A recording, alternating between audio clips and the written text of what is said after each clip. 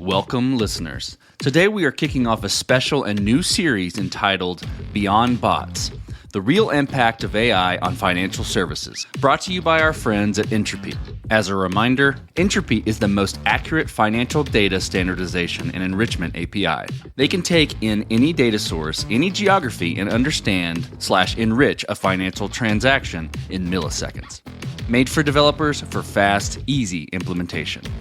Check out their product at Ntropy.com. Well, today I have a special return guest to the Code Story podcast, Naré from Ntropy, the founder of Ntropy. She's coming back to us to talk about the future of Ntropy and some really interesting things in the industry. Naré, thank you for being on the show today. Thank you for having me.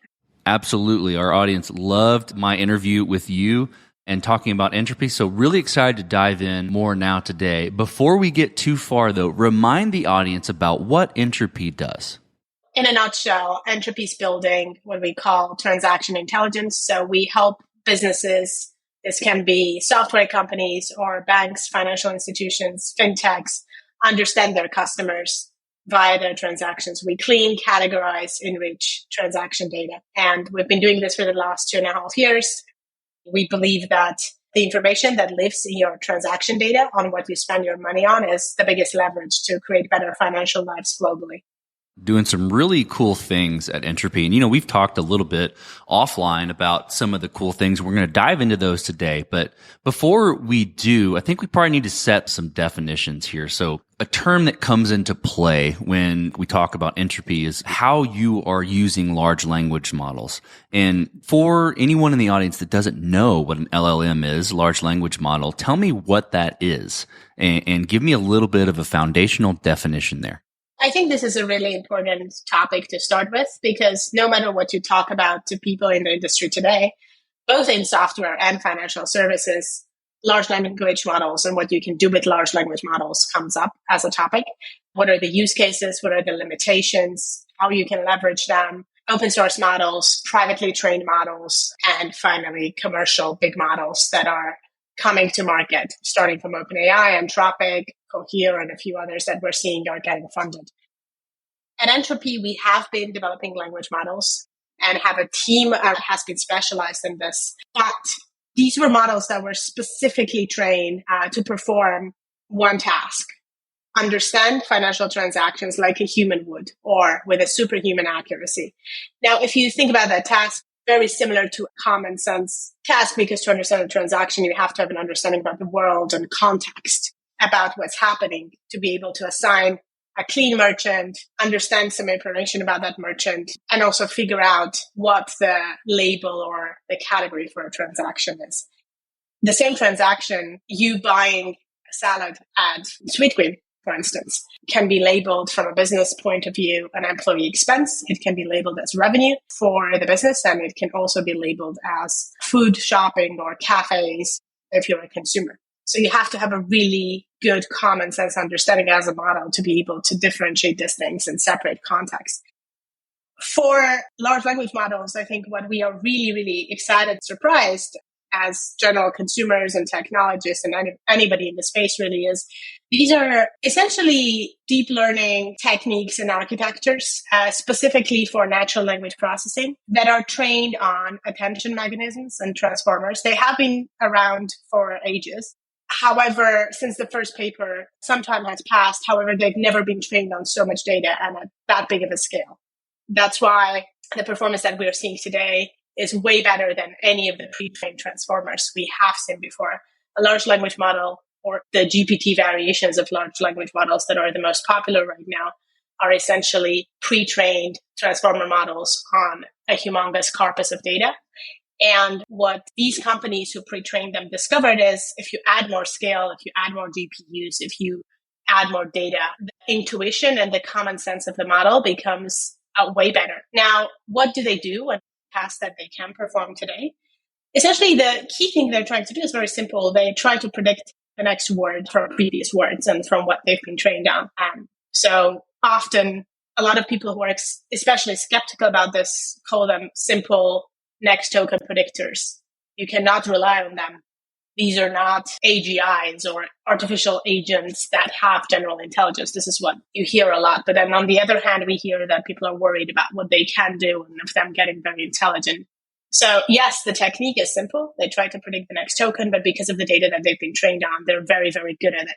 So they can generate human sounding text, and they can also analyze data sets within a certain context very, very well. Actually, if you ask GPT-4, you will get a fantastic definition of LLMs and what they're good at and what they're not good at, which demonstrates this capability of getting context and then being able to generate text by predicting the next word. That's super interesting. And you mentioned this several times in your description around the data that's being used. For Ntropy, what sort of data sets are your models pre-trained on? And honestly, like, how long does that take to really get to a point where you have a large language model that's trained? So we've been training internally for a while, small language models. They are small in comparison to the models that you see that are commercially available right now. The OpenAI, the Anthropics, the Coheres.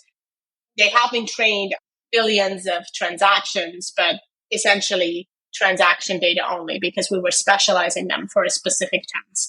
What we're doing at Ntropy right now, and what we discovered when we got access to large language models and saw the capability, is that this scale and this human-like intuition almost is very, very useful, both for the specific task that we train small language models on, but also for tasks in financial services that go beyond that. So what can you do once you have a clean and categorized data? You can build insights on top of it. You can ask questions about the data. You can figure out outliers from that data using this analytics capability.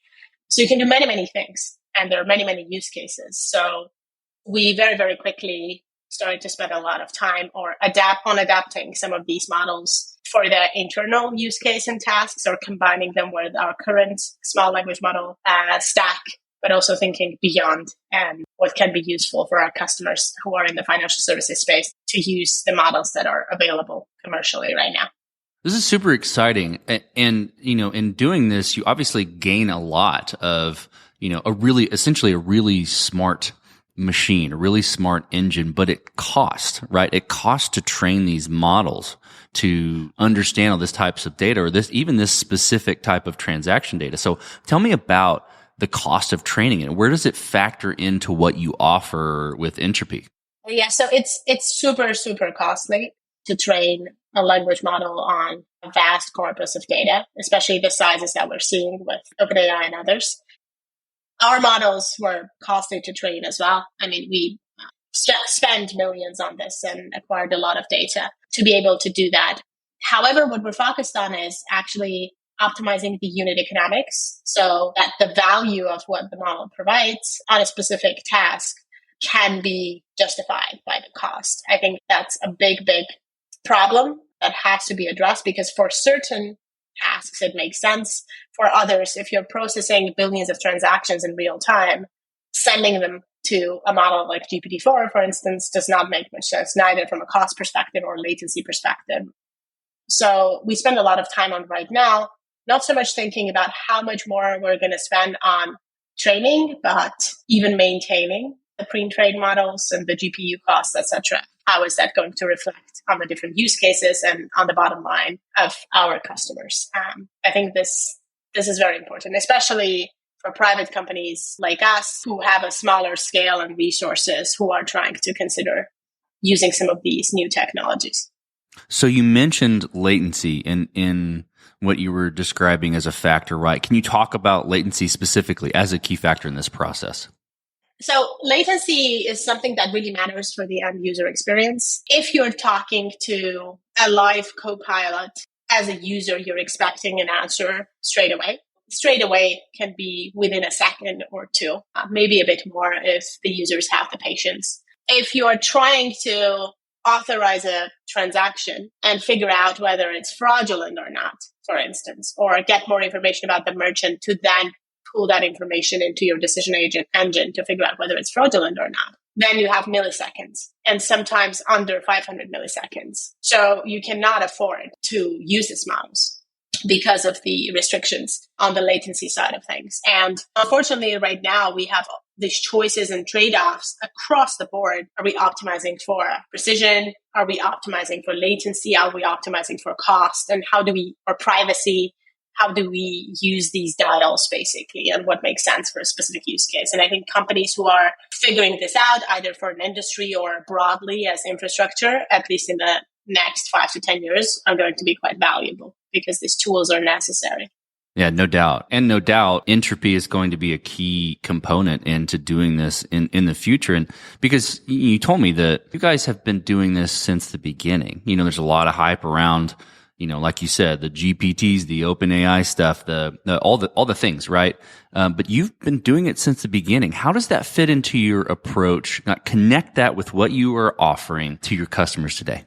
We set off to build language models to solve the problem of bad transaction data globally because we thought that was the most scalable approach. Back in the day, it was counterintuitive. Every bank, every neobank or solution provider would build more verticalized versions of this that would rely on rules, which means you can just do database lookups and follow some rules and get pretty good and rigid answers on most of the cases for these transactions, but constantly miss out on the long tail.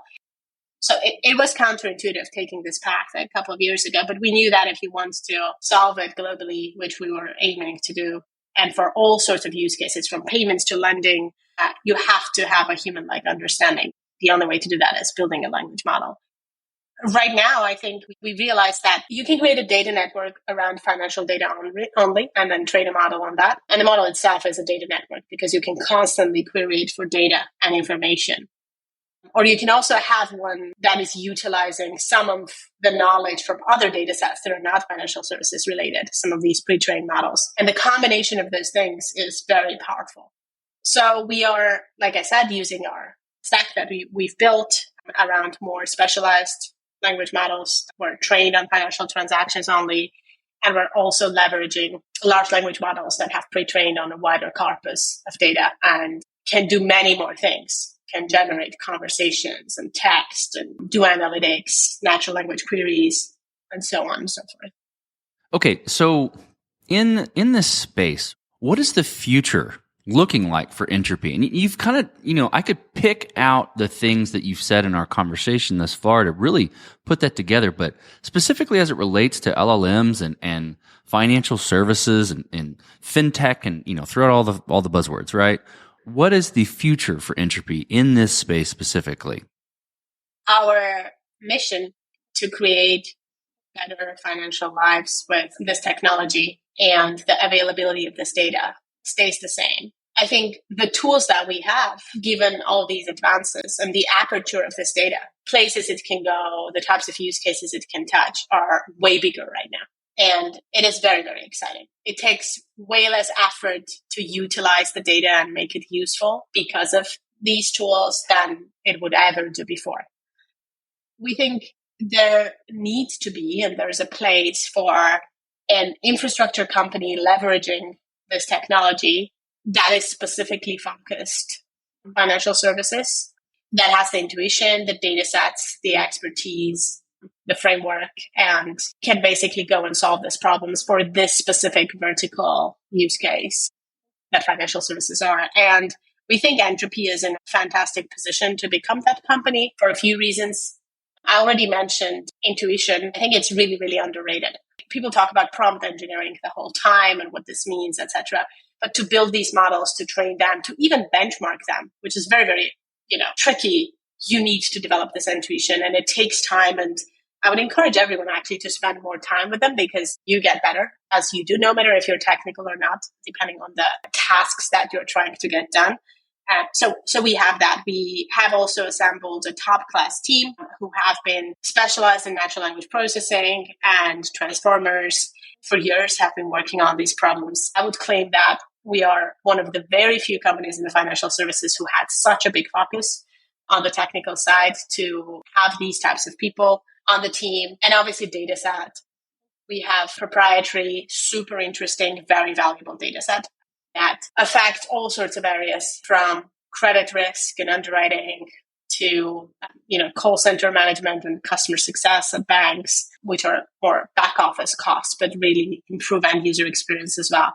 So I think those key components we do have. We have the team, we have the time spent on the intuition, we have the data set. Yeah, we want to make the most out of it. And obviously to enable real products and experiences that are positive to people's lives, because this technology is fantastic. I think that sort of end impact, we are still waiting to see. It will take a bit of time, but things are moving quickly. And the productivity gains in numbers, we're still there to see. So we want to be a part of that. It's very exciting. I mean, on your website, you say, an average human takes 100 seconds to understand a financial transaction, where your API understands it in milliseconds. And I think it's a very correct way to illustrate the power of your platform. Can you talk about maybe how some current customers are using Ntropy today, and how your usage of early usage of LLMs and is impacting their platforms today?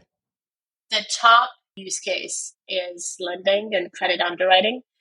This is where, if you're trying to give business access to money and capital, which is super important for business growth and survival, you need to know as much as possible about them. And bank data, which is one of our core sources of data, in combination with accounting and sales and other sources, is a way to build that conviction to be able to underwrite a business and provide them access to capital. So lending is definitely a top use case. Payments are another use case where we're seeing a lot of uptake, being able to have very, very granular information of what a transaction is about, to be able to approve or decline it. I think there has been so much development in the fraud space, specifically related to payments. And I think the long tail of fraud is always hard to catch. And the more you learn, the newer versions of that appear. So I think looking beyond the metadata, which is what the traditional model was, but into the actual context of a transaction really helps.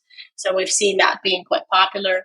The third probably thing that we're seeing and how it's used is just in general improving the digital banking experience of end users, whether by showing them exactly where they have been shopping and how, and then developing insights on their spend patterns. We're actually about to release and open source a financial advisor that's been created in combination with our enrichment API plus leveraging GPT-4 for queries. And it's just the perfect example how you can use better data and you can use this text generation or insights to create co-pilots for everyday person who cannot afford to have a private advisor.